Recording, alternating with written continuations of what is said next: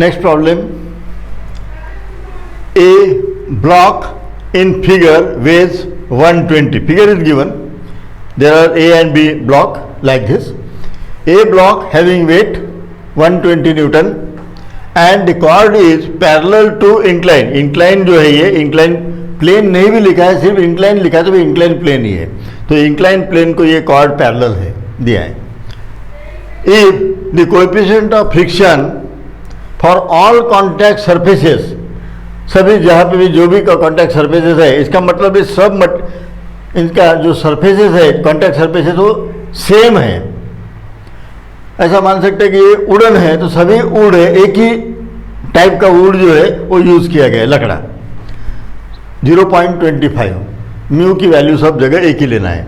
Determine the angle theta, ये angle theta unknown है, of incline for which motion of B block का motion impends of weight 200 newton. B block का weight जो है ये 200 newton दिया हुआ है.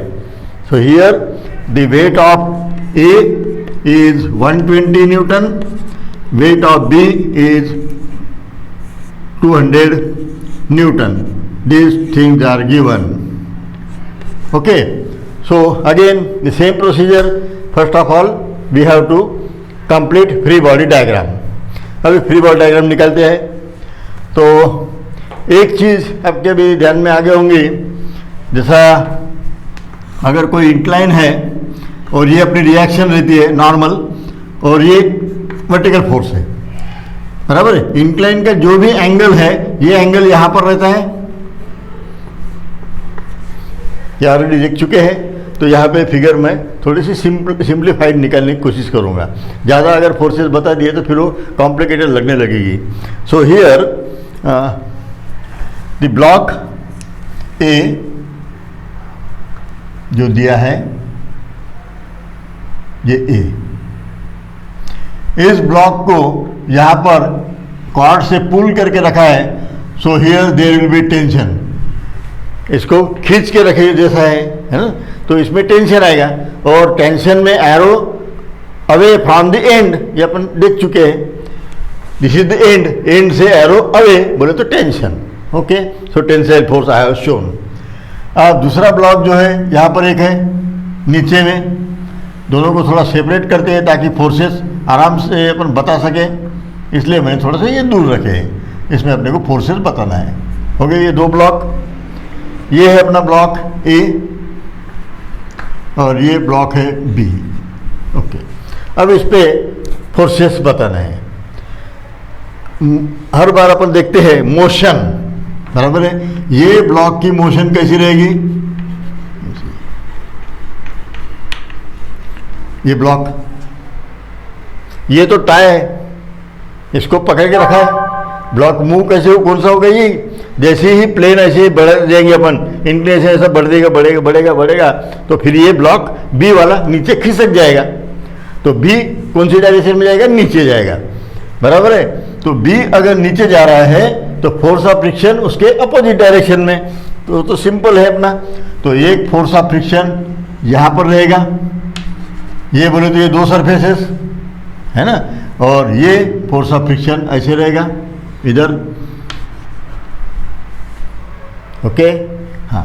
Now here there will be a reaction R. So I say it is R. ये B की है इसलिए मैं यहाँ पे 2 लिख रहा हूँ. वहाँ पे भी रिएक्शन आएंगे, उसको ए कर 1 कर देंगे, या तो फिर यहाँ पे आर बी भी लिख सकते हैं अपन, लेकिन रहने तो 2, कोई प्रॉब्लम नहीं है. ये दो फोर्सेस हो गए.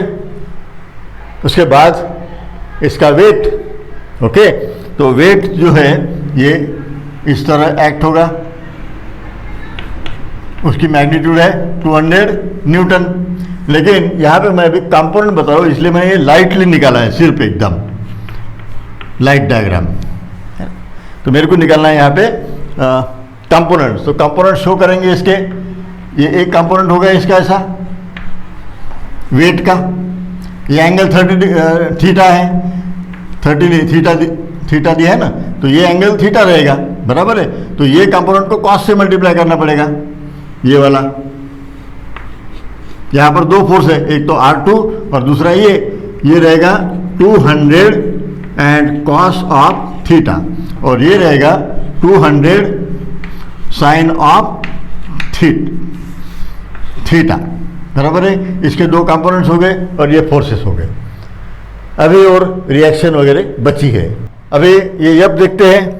यफ ये कितना रहेगा, f is equals to mu is 0.25 और इससे संबंधित है तो यहाँ पे लिखना होगा R, बराबर है।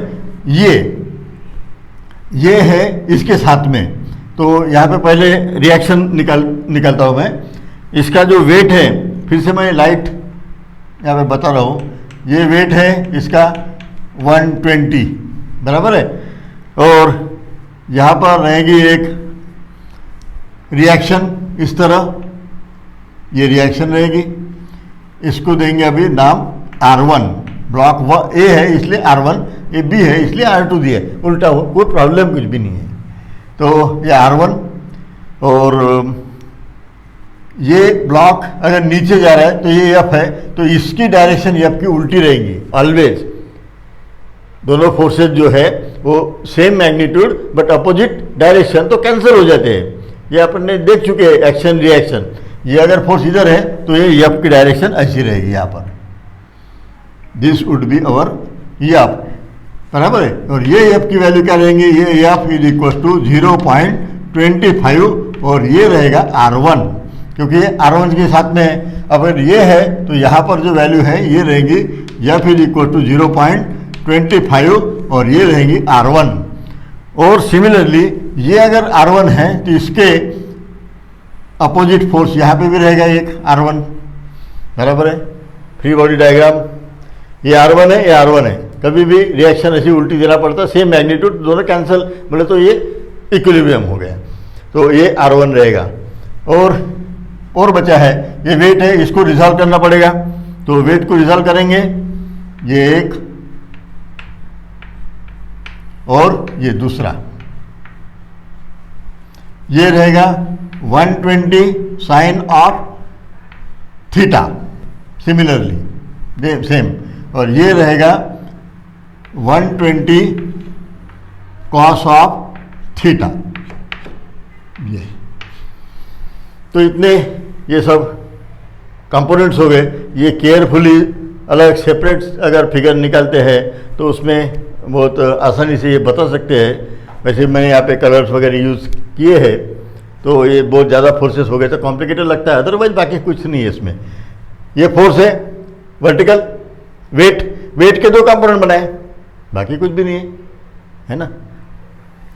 ये टेंसाइल फोर्स दिया हुआ है, एक रिएक्शन रहेगी, बराबर है, और फोर्स ऑफ फ्रिक्शन रहेगा।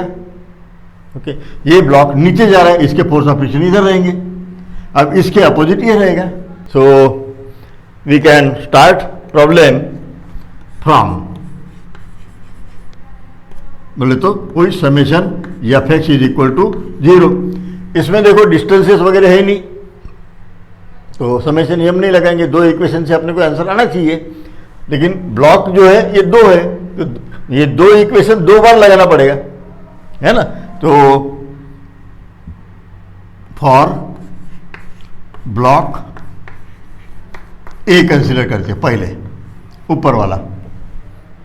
ओके, तो उसमें एक्स डायरेक्शन बोले तो वही अपना यहाँ पे नहीं बताया तो भी अभी बता दिया मैंने कि इंक्लाइन प्लेन अगर है तो उसके पैरेलल एक्स, दूसरा वाई, तो ये एक्स हो गया।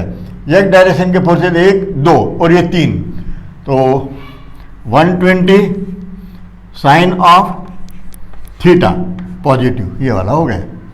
दूसरा टी माइनस टी, ये इधर है इसलिए ये फिर से positive f that is equal to 0.25 and R1 equals to 0।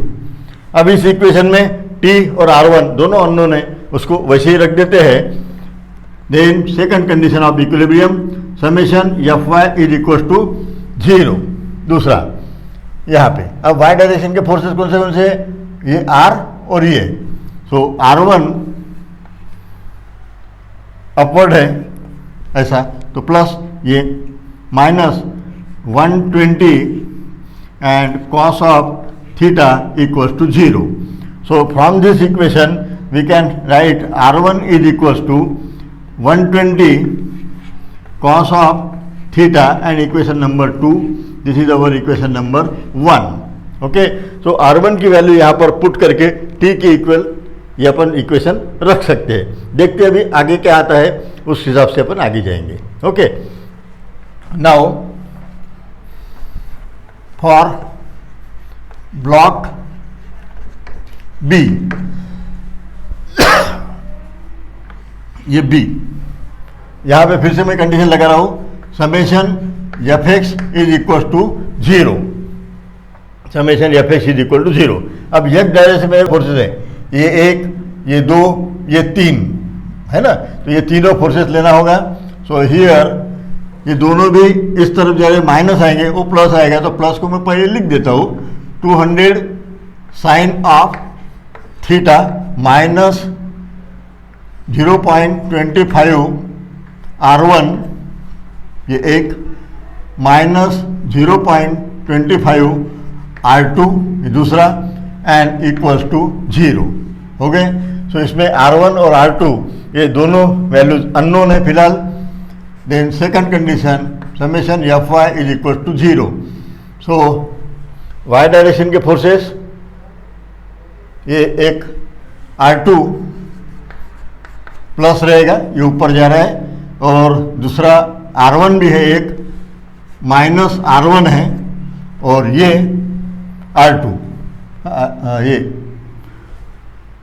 Minus 200 cos of theta and equals to 0. बराबर है. ये दो इक्वेशन R1 R2 और यहाँ पे फिर से कॉस थीटा भी है.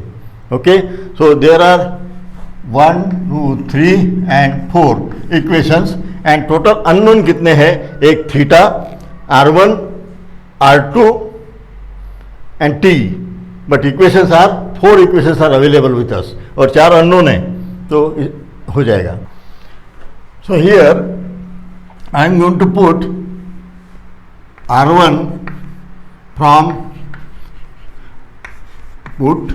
R1 from equation in equation 4, इसमें पुट करता हूँ मैं R1 की वैल्यू, तो R2 की वैल्यू मिलेगी यहाँ पर. देखते हैं R2 माइनस R1 की वैल्यू जो है 120 cos of theta minus 200 cos of theta equal to 0. तो ये R2 की वैल्यू मिलेगी अपने को, ये दोनों मिलके 320 cos of theta. This is one equation available with us. R2 की वैल्यू मिल गई. ये R2 की वैल्यू मैं इसमें पुट करता हूँ, तो और R1 की वैल्यू ये पुट करता हूँ.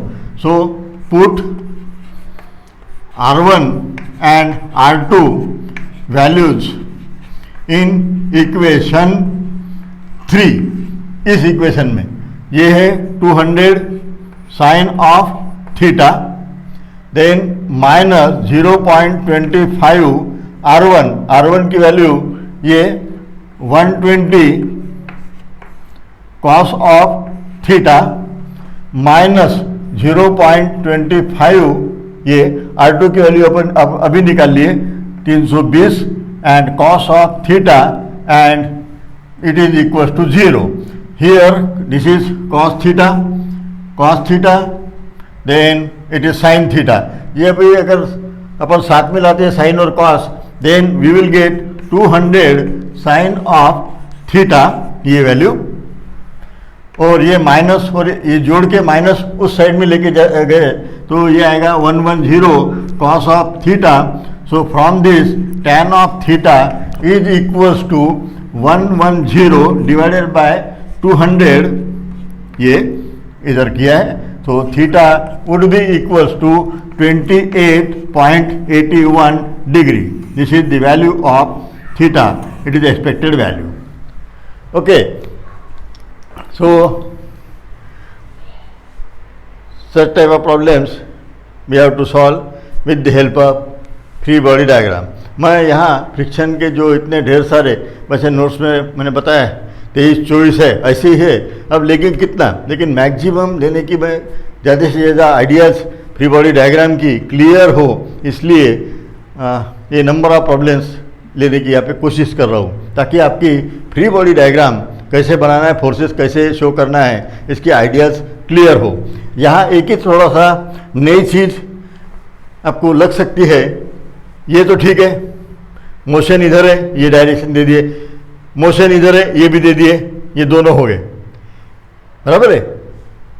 एक्शन रिएक्शन, जैसा ये R1 इधर बताते हैं, अभी अपने नया फर्स्ट ईयर के क्लास चल रहा है इसलिए, बाकी सेकंड ईयर थर्ड ईयर फिर उसके बाद में उनको पता चल जाता है ये R1 है तो उसके अपोजिट ये R1 इधर रहेगा, ये एक, ये F इधर है तो ये F उसके अपोजिट रहेगा, ये दो फोर्सेस अपोजिट रहेंगे और सेम मैग्नीट्यूड रहेंगे। देखो ये भी 0.25 R1 ही है और ये 0.25 R1 ही है, ये दोनों R1 ही है, बराबर है।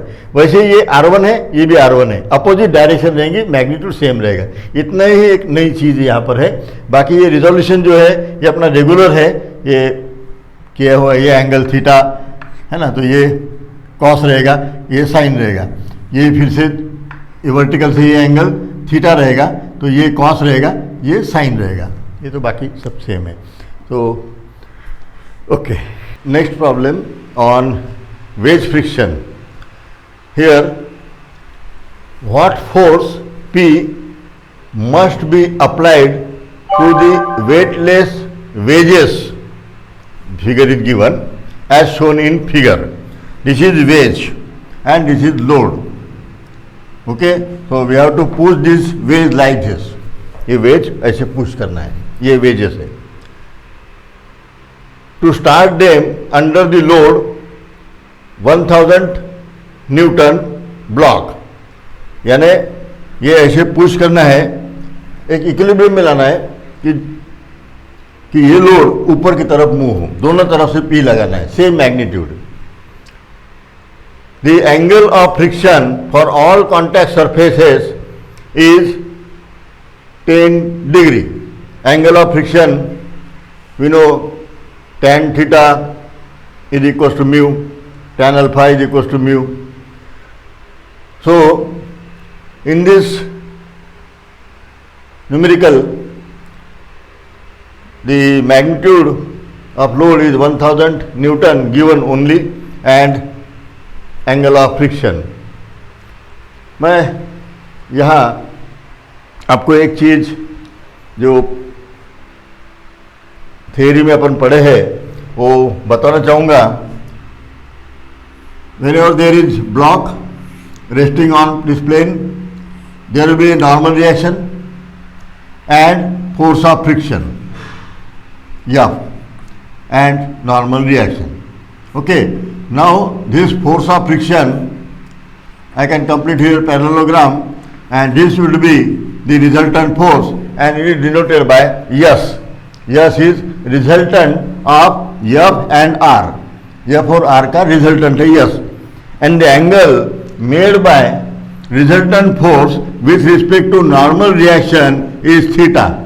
And this theta is nothing but angle of friction. Angle of friction. तो angle of friction क्या होता है? ये यस एंड आर में का एंगल, यस यानी रिजल्टेंट फोर्स और आर मीन्स नॉर्मल रिएक्शन, ये अपन ने थ्योरी में देखा है। Okay, so here angle of friction is given theta 10 degree, it is given with respect to S and R. Okay, so this thing we required, it is basic knowledge. Now on the basis of given figure, I am going to complete free body diagram. So here this portion is with load, so the load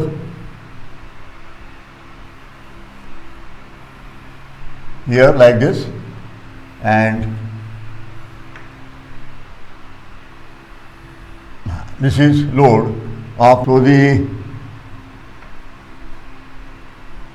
it acts in downward direction 1000 Newton. Okay, then another wedge I am constructing here.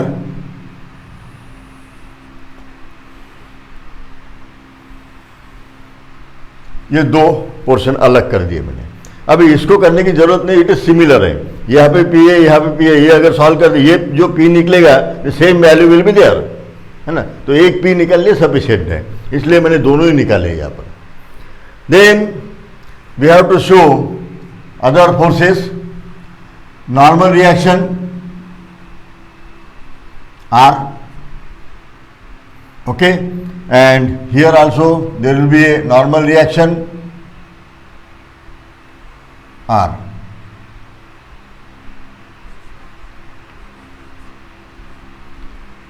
Then here there will be a normal reaction here. Similarly here also there will be a normal reaction. ये अगर है तो यहाँ पर भी normal reaction रहेंगी ये,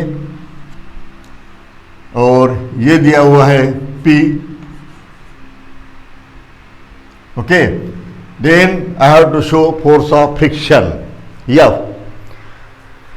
we know this wedge is moving towards right, the motion of this veg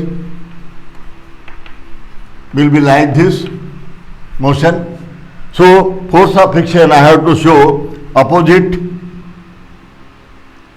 so like this and like this. These are force of friction. And here again there is reaction, but here there are two reactions, okay, separately. So I say it is 1 and here 2, okay. Then if this force of friction is acting here towards left, then force of friction I have to show here towards right, force of friction here. And similarly इसका जो है वो भी force of friction I have to show like this, because this block will move in this direction, so force of friction will be there and our force of friction opposite like this. Okay, ये हो गए free body diagram. But here we have to use the angle of friction, और ये भी मैंने आपको concept बताया, तो उस हिसाब से अपने को यहाँ पे निकालना होगा S. S means resultant of F and R. ये प्रॉब्लम वैसे summation F x is equal to 0, summation F Y is equal to 0 equilibrium condition से भी सॉल्व कर सकते हैं, देयर इज नो प्रॉब्लम. लेकिन अगर लैमिस थ्योरम यूज करते हैं, तीन फोर्सेस आ रहे हैं, क्योंकि तीन फोर्सेस कैसे, एक लोड हो गया, ये दो का कन्वर्शन एक में हो सकता है रिजल्टेंट, ये भी दो का एक में कन्वर्शन हो सकता है, तो यहाँ पे एक दो और ये तीन, लैमिस थ्योरम अप्लीकेबल, सिंपल. वैसे यहाँ पे भी ये दोनों का एक, ये दोनों का मिलके एक और एक, यानी तीन है, तो यहाँ पे भी लैमिस थ्योरम अप्लीकेबल है. तो प्रॉब्लम का आंसर जो है ये बहुत क्विकली हो जाएगा. So these tricks we have to use for competitive exams, क्योंकि वहाँ पे क्या होता है कि टाइम का एक बहुत अच्छा बड़ा रिस्ट्रिक्शन रहता है, तो वहाँ पर कम से कम टाइम में अपना न्यूमेरिकल्स हो जाना चाहिए, ताकि ज़्यादा से ज़्यादा क्वेश्चन अपन अटेम्प्ट कर सके, क्योंकि कॉम्पिटिटिव एग्ज़ाम है. इसलिए वहाँ पर ये जो चीज़ें हैं अपने ये विजन बढ़नी चाहिए प्रॉब्लम सुलझाने के लिए, इसलिए मैं यहाँ पे लैमिस थ्योरम यूज करने जा रहा हूँ. So here there will be a force like this, S, and here there will be S, बराबर है. ये दोनों सेम ही रहेंगे, तो मैं इसको 1 कर देता हूँ, इसको भी 1 करता हूँ, क्योंकि ये सिमेट्रिकल फिगर है, बराबर है. तो ये S1 S1 रहेगा, वैसे R1 R1 नहीं रहेगा, इधर भी R1 और ये F1 R1, okay. And here F2, this will be F1, ये ऊपर से आने वाला है इसलिए F1 ये R1, okay. Now we know this angle is given here, ये वाला 15 degree, this angle is given here 15 degree, बराबर है। तो ये अगर 15 डिग्री है तो नॉर्मल को अगर एंगल निकालते हैं, ये अगर नॉर्मल, बराबर है, तो ये जो एंगल है यहां पर, ये वाला, दिस वुड बी 15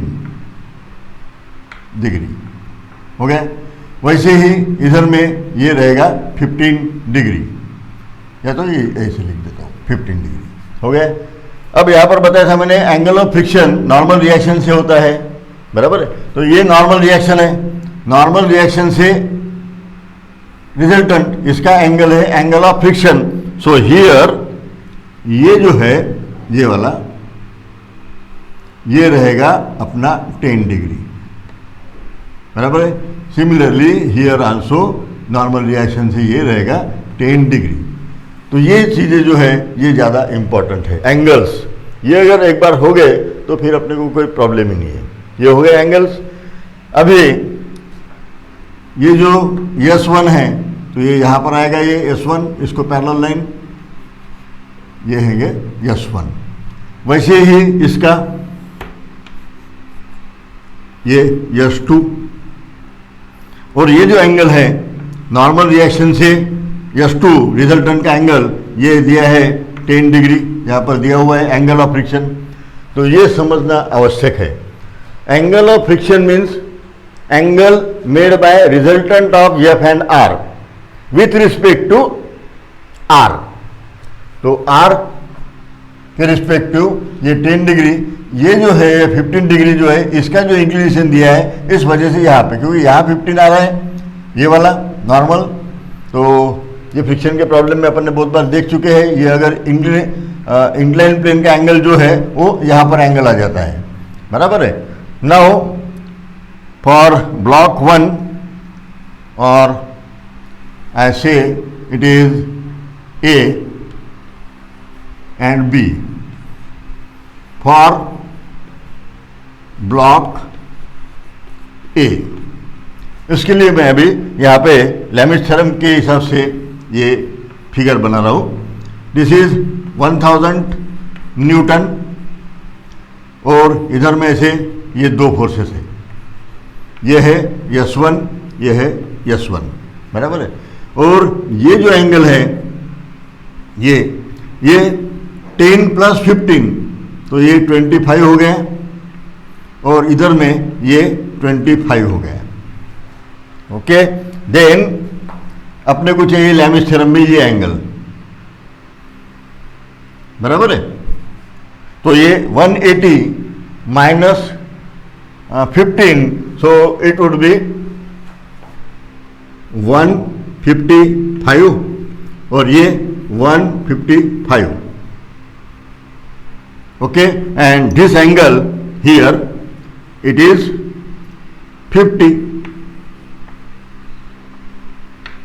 ओके, तो ये फिगर से लैमिस थ्योरम के एंगल, इस फिगर से अपन अननोन्स S1 जो है वो निकाल सकते हैं बाय यूजिंग लैमिस थ्योरम। अब दूसरा, फॉर ब्लॉक बी ब्लॉक के लिए, बी ब्लॉक के लिए फिगर ये अपना रहेगा S1, ये वाला। ओके, अभी ये जो एंगल था ये वाला अपने को चाहिए एंगल नॉर्मल, तो यहां से एंगल चाहिए अपने को, बराबर है। ऐसा ये यहां से 25, तो ये भी एंगल 25 हो जाएगा, ये वाला। ओके, बाद में ये है दूसरी S2, ये भी, और ये एंगल यहाँ पर है 10 डिग्री। ओके, और ये है P। Okay, so this angle total ये हो जाएगा 90 प्लस 10 100, हो गया। और ये 90 plus 25, so it is 115. Okay, then this angle would be here 25 plus 10 35, So here 180 minus 35 145. Okay, तो इस तरह ये एंगल्स सिर्फ बराबर निकालना है.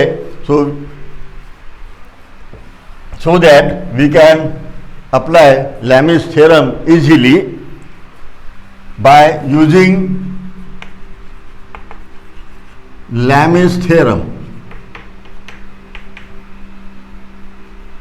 By using Lami's theorem for block A, for block A, ये वाला यानी ये फिगर. तो इसमें क्या होगा, पहले S1 divided by sine of, मैं पहले इक्वेशन लिख देता हूँ, S1 divided by sine of and then 1000 divided by sine of. अभी अपोजिट एंगल लेना है. S1 के सामने है 55, सो इट इज 155. S1 के सामने 155 और 1000 के सामने है 50. So from this equation we will get the value of S1 and that is equals to 551.69 Newton. This is the value of S1 I got. Okay, S1 की वैल्यू. Then for block B, block B के लिए यानी ये figure use करना होगा. So here S1 divided by sine of, then S2 divided by sine of and third one is P. So here it is better to write P here at left side S1 and S2 like this. क्योंकि ये left hand side की value अपन निकालते हैं generally, तो left hand side में जो value रखते हैं जिसकी वैल्यू अपने को निकालना है. Okay, so here P divided by 145, then S1 divided by 100 and S2 by 115, P 145. Here one mistake I observed. Here S1 divided by 155 and 1000 divided by 50 here. Then from this we will get value of P is equals to 321.31 Newton. This is the value of P required. In this problem, here you should able to draw correct free body diagram. तो ये S1 और S2 का अगर correctly use करते हैं तो अपने ये दो स्टेप में सिंपल आंसर हो जाएगा. Otherwise summation F X summation F Y अगर करते हैं आंसर तो आना ही है, नो प्रॉब्लम, इक्विलिब्रियम का प्रॉब्लम है. तो इसमें फिर एंगल तो वो लेना ही है अपने को, लेकिन ये फोर्सेस लेना पड़ेगा. फिर R1 F1 और ये फिर R1 निकालो F1 निकालो, है ना. उसके बाद में ये तो डबल इक्वेशन और 4 इक्वेशन बन जाएंगे, उसको टाइम लगेगा. तो अगर ये भी अगर मेथड ध्यान में रखते हो, जब भी 3 फोर्सेस अगर आते हैं तो लैमिस थ्योरम अगर अप्लाई करो कहीं पे भी तो it would be better. Okay, next problem on belt friction और रोप फ्रिक्शन. वो एक प्रॉब्लम अपना बचा था. तो a rope making 1/4 turns around a stationary horizontal drum. ये हॉरिजॉन्टल एक ड्रम है, इसके ऊपर जो रोप है ये ऐसा मूव किया गया है. Is used to support a heavy weight. ये हेवी वेट सपोर्ट कर रहा है. If the coefficient of friction is 0.4, ये ड्रम और रोप में का जो फ्रिक्शन है वो म्यू की value 0.4. What weight can be supported by exerting. अगर मैं यहाँ पे exerting a 50 newton force at the other end of the rope, ये रोप का दूसरे जो एंड है यहाँ पे अगर 50 न्यूटन फोर्स लगा के रखूँ मैं टेंशन में, तो ये कितना वेट यहाँ पे इक्विलिब्रियम में या उठा सकता है, इक्विलिब्रियम में रख सकता है, कितने वेट को. तो ये वेट की वैल्यू निकालना है, कितना वेट ये होल्ड कर सकेगा ये रोप। अभी ये आपको ये पता ही है, कुछ भी अगर एक ड्रम है या कोई व्हील है तो अपन क्या करते हैं, उसके ऊपर रोप लगाते हैं। थोड़े ज़्यादा अगर धागे लगा दिए तो अच्छा फ्रिक्शन बन जाता है और वेट, काफ़ी वेट वो उठा लेता है ना। ऐसे राउंड अप करते हैं अपन धागे। तो वैसे ही ये टर्म्स दिए हैं, उतने टर्म्स ने ये कितना वेट होल्ड कर सकेगा, that we have to find out. For rope friction we know the equation, here it is data given, then to find next thing, and here there will be a solution. ये data to find, यहाँ पे W है। For belt और रोप friction एक ही formula है, वो अपने को याद रखना है। T is equal to again T E raised to mu and beta. Okay, so here T, so here the term will be maximum, okay, and here it is minimum. तो अपने केस में ये दोनों में से मैक्सिमम टेंशन कहाँ पे रहेगा, है ना। ये लोड उन किया है यहाँ पर, डेफिनेटली ये लोड ज़्यादा उठाएगा, क्योंकि इस जो लोड है, लोड में का कुछ पोर्शन ये फ्रिक्शन में चले जाएगा, है ना। फ्रिक्शन की वजह से वो लोड है, अगर स्मूथ पुली है, ये पुली अगर स्मूथ है या व्हील स्मूथ है, देयर इज नो फ्रिक्शन, तो यहाँ पे जो लोड रहेगा वही लोड यहाँ पे रहेगा। ऐसा प्रॉब्लम अपन इक्विलिब्रियम में देख चुके हैं। ये लोड और ये लोड सेम रहेगा अगर ये पुली या drum it is smooth given, यहाँ पे स्मूथ नहीं दिया है, ओके। तो यहाँ पे फ्रिक्शन है, तो फ्रिक्शन की वजह से कुछ लोड ये शेयर करेगा और बचा हुआ जो है लोड इसको उठाना है, इसको होल्ड करके रखना है। तो definitely T2 will be greater here, T2 will be greater than T1। अपने केस में ये T2 ज़्यादा रहेगा। So here it would be T2 रहेगा यहाँ पर, and here T1 into E raised to mu and beta. इसके मीनिंग जो है टर्म्स के, ये अपने को पता है। ये T2 T1 तो मैंने बता दिया है, ये का प्रॉब्लम नहीं है। म्यू इज 0.4 दिया है। Beta is terms, so beta we have to find out in radian. 1 radian is equal to 2 pi. ये पूरा जो है एक रोटेशन जो है ये 2 पाई होता है। So here terms are given 1/1/4 into 2 pi, that would be beta, and it is equals to 7.85 radian. Okay, तो अब ये पुटी करना है वैल्यूज। ये T2 is equals to T1 बोले तो ये tension it is 50 and multiply by E। Mu की वैल्यू दी है 0.4 और बीटा की वैल्यू अपन ने अभी निकाली है 7.85। From this we will get T2 means the weight that is equals to 1155.19 and it is equals to W that is 1155.19 Newton. This would be the W.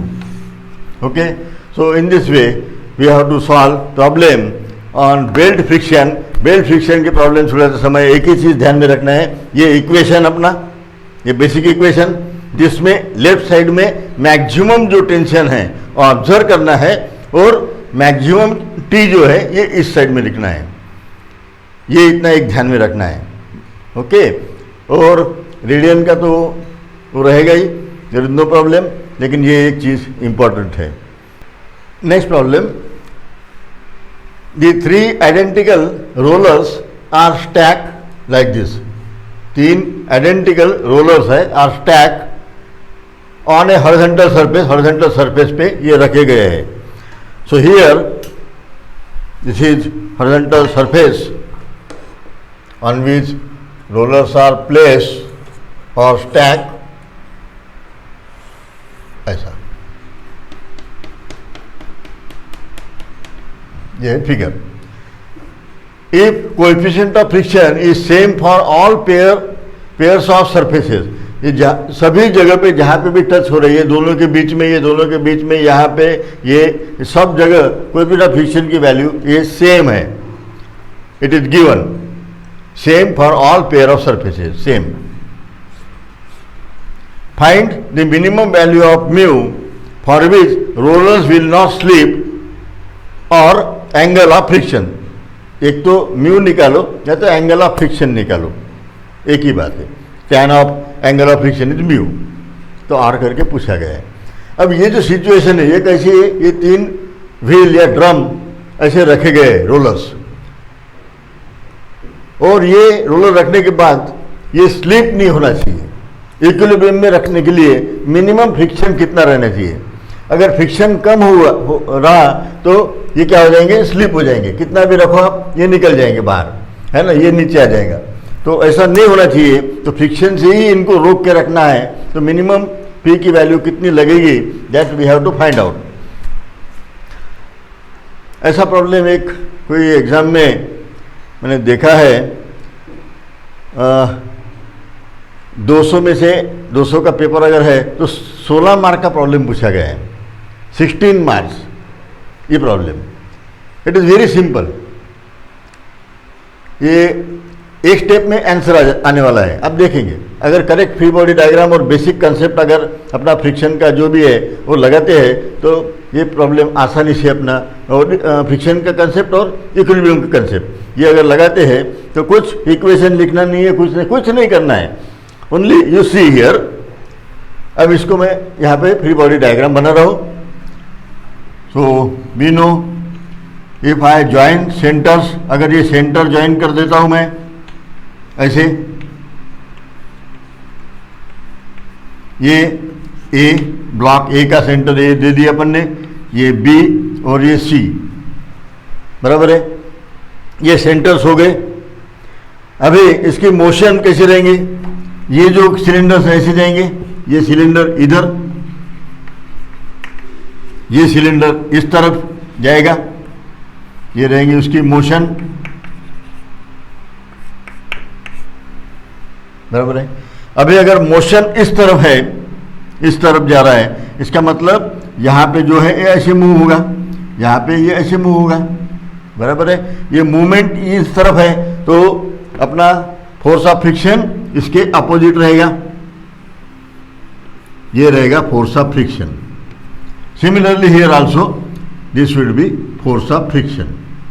Okay, अब normal reaction वो तो same regular है अपना, ये normal reaction रहेगी ऐसी, यहाँ पे भी ये नॉर्मल रिएक्शन रहेगी ऐसी, आर आर हो गया। अभी अपने को ये पता है, ये एक वर्टिकल लाइन में यहाँ ड्रॉ कर रहा हूँ ऐसी, ओके। ये एंगल रहेगा 60 डिग्री, ये भी 60 डिग्री और ये भी 60 डिग्री, बराबर है। ये एंगल्स निकल गए अपने। तो ये अगर 60 डिग्री है और ये 90 है तो what should be angle here, ये वाला कितना बनेगा, ये रहेगा 30 डिग्री, बराबर है। ये हो गए यहाँ तक, ये कुछ नहीं किया है मैंने, सिर्फ एक ट्रायंगल बन गया इक्विलैटरल, आइडेंटिकल है, सेम साइड है। तो ये ट्रायंगल अगर इक्विलैटरल है तो 60 60 60 ये एंगल बनते हैं, वो तो हो गए। उसके बाद में ये अगर 60 है, ये तो अपनी वर्टिकल लाइन है, वर्टिकल लाइन, तो ये टोटल यहाँ से यहाँ तक ही 90 रहेगा, और उसमें से 60 चले गए तो बचे 30, तो ये एंगल 30 रहेगा, हो गया। यहाँ तक अपने को देखना है। अभी नॉर्मल रिएक्शंस जो है, और यहाँ पे भी रहेंगी एक नॉर्मल रिएक्शन। अब ब्लॉक जो है ये इधर मूव हो रहा है, इधर खिसक रहा है और स्लिप हो रहा है, तो फोर्स ऑफ फ्रिक्शन ऐसे रहेगा यहाँ पर, वेरी नॉर्मल रिएक्शन। मैं सिर्फ अभी यहाँ तक बता रहा हूँ आपको, ये तो ठीक है।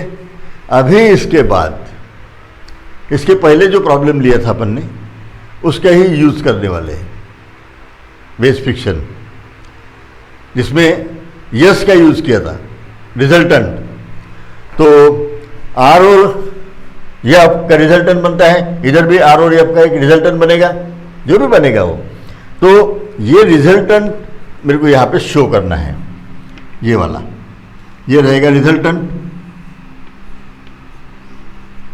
ये अपन बोलेंगे यस ए, क्योंकि ए सिलेंडर से है, बराबर है। अब ये जो है ये दोनों को कन्वर्ट कर दिया मैंने, ओके। अभी इसको ये लाइन मैं यहाँ खींच रहा हूँ इस पॉइंट पे। अब यहाँ पे भी एक रिजल्टेंट आएगा आर और एफ का, ये यस बी बोल देंगे अपन। दोनों जो है ये एक लाइन में अगर रहेंगे, ये रिजल्टेंट फोर्स और ये रिजल्टेंट फोर्स, तो system is said to be in equilibrium. बस यही मेन कंसेप्ट है इस प्रॉब्लम में। ये दोनों का रिजल्टेंट फोर्स, इसका एक एंगल बनेगा, रिजल्टेंट का एंगल। अभी मैं उसको इधर में शिफ्ट कर रहा हूं, इसी पोर्शन को, तो समझने में आसानी होगी इसलिए, बाकी कुछ नहीं है। ये है अपना यस, यस, ओके। और ये है नॉर्मल रिएक्शन, ओके। और ये जो लाइन है, इसी लाइन को मैं थोड़ा एक्सटेंड कर रहा हूं। अब देखो, अब ये है यस बी और यस ई, दोनों एक लाइन से जब पास होंगे, इसका रिजल्टेंट उसका रिजल्टेंट, रिजल्टेंट है ना क्या है, तो दो फोर्सेस का या तीन फोर्सेस जो भी है, नंबर ऑफ फोर्सेस को कंबाइन करके एक बनाना। अब ये दोनों का एक बना लिया मैंने, ये एफ और आर का ये, और बाद में यहाँ पे एफ और आर का ये, यहाँ लिख सकते हैं अपन R1 F1 R2 F2, no problem, लेकिन ये सिंपल रहने दो, ओके। अभी सिर्फ एंगल्स अपने को बराबर लिखना है। अभी जो देखा था अपन ने, ये जो एंगल है ये 30, ये कैसा है, यहां पर है ये 30, ये एंगल बराबर है, यही फिगर में देखो आप, इसी फिगर को, ये अगर 30 है, ये कितना बनेगा, ये 150 बनेगा। अब 150 अगर वो है, तो ये जो एंगल है यहाँ का और यहाँ का, ये दोनों सेम है। ये 150, 180 में से 150 के 30 बचे, 30 divided by 2, so here it will be 15 degree, here it will be 15 degree, ये हो गए 15 डिग्री और 15 डिग्री, बराबर है। अब ये अगर 15 डिग्री होते हैं, तो ये जो एंगल है ये अपोजिट एंगल है, दिस विल बी 15 डिग्री, और ये जो है इट इज आल्सो 15 डिग्री। ये जो 15 डिग्री है ये क्या है, angle theta 15 degree is of yes with respect to our normal reaction, that is angle of friction, ये है angle of friction, that's why tan of theta is equals to mu and tan of 15 degree is equals to mu, okay. So here mu is equals to 0.268, okay. So such type of problems, अभी देखो अब इसमें क्या है, सिर्फ ये free body diagram correct निकालना है, उसके बाद में आंसर एक स्टेप में, अभी मैंने इतना लिखा भी, लेकिन आपने अगर 15 डिग्री ये भी निकाल लिए तो ये आंसर्स दे सकते हैं। अभी मेन कंसेप्ट और मैं बता रहा हूँ, यहाँ पे ये सिलेंडर्स रखे हुए हैं, बराबर है, ये दोनों सिलेंडर इधर जा रहे पास ऑन, ये स्लिप होने के चांसेस है, इसका मोशन पक्का हो गया, तो ये ऐसे मूव होगा, ये ऐसे मूव होगा, बराबर है। तो इसके अपोजिट डायरेक्शन में जाओ, और normal reaction centre to centre pass होंगे ऐसी, तो ये नॉर्मल रिएक्शन सेंटर में से जाएंगे, बराबर है, सिलेंडर के, और ये अब ये दोनों का मिला के मैंने यस निकाल लिया रिजल्टेंट। अब रिजल्टेंट और आर, इसमें का जो एंगल है ये रहेगा एंगल ऑफ फ्रिक्शन, बराबर है। हाँ, अभी ये ट्रायंगल जो है इसका 60 डिग्री है, तो ये नॉर्मल, ये 90 में से 60 के 30 बचा है यहाँ पर, तो ये एंगल निकाल लिया अपन ने। अब ये मेन कंसेप्ट ये है कि ये जो रिजल्टेंट फोर्स है ये जहाँ से पास हो रहा है वो नेचुरली ग्राउंड को टच करेगा, जो भी फोर्सेस पास होंगे वो ग्राउंड में से जाएंगे इधर, बराबर है। तो ये इधर में और नॉर्मल रिएक्शन ये दोनों के मिलके एक रिजल्टेंट बनेगा। तो ये, और अपन ने एक कंसेप्ट देखा था, व्हेन देयर आर 4 फोर्सेस, जैसा ये एक F R, when there are 4 forces acting on any particle, ये हो गए 4 forces acting on any particle, then एक अपन ने प्रिंसिपल इक्विलिब्रियम में देखा था, then resultant of any 2 and resultant of other 2 should be collinear and having same magnitude, R और ये R same। ये 4 फोर्सेस प्रिंसिपल अपन ने इक्विलिब्रियम में देखा है, उसका यहाँ पे यूज हुआ है। ये दोनों का कन्वर्ट करके एक बनाए, ये दोनों का कन्वर्ट करके एक बनाए, तो ये रिजल्टेंट और ये रिजल्टेंट जो है इसकी वैल्यू सेम रहेंगी और वो कोलिनियर रहेंगे करके यहाँ पर ये जो दिया है यस, रेड कलर में जो दिया है यस और ये यस, ये दोनों एक ही लाइन में है ये, ओके, ये हो गया। तो ये एंगल 30 डिग्री अपने को अपन ने निकाल लिया था। अब मैंने इस ट्रायंगल को ऐसे बनाया, तो यहाँ पे 150, तो टोटल 180 माइनस 30 150 में से अभी ये छोटा ट्रायंगल लिया है अपन ने इधर, तो 180 टोटल होती है, टोटल में से 180 में से 150 गए, 30 बचे, तो 30 डिवाइडेड इंटू 2 एंगल्स, सो 15, ओके। तो ये और इसका ये अपोजिट एंगल है, बोले तो नॉर्मल रिएक्शन और रिजल्टेंट का एंगल जो है 15, और नॉर्मल रिएक्शन और रिजल्टेंट इसका एंगल जो होता है that is called angle of friction, बराबर है। और एंगल ऑफ फ्रिक्शन जो भी थीटा है उसका टैन अगर करते हैं तो म्यू आ जाएगा। और यहाँ दोनों क्वेश्चंस पूछे गए हैं यहाँ पर, angle of friction, so angle of friction here, angle of friction it is theta and it is equal to 15 degree, ये भी पूछा है, या तो फिर ये निकालो, दोनों में से एक, ओके। तो टैन ऑफ कर दिया तो ये वैल्यू हो गई, okay. So in this way I have tried to complete or all varieties of the or maximum varieties of problems in friction। so friction के problems ये ओवर हो गए यहाँ पर।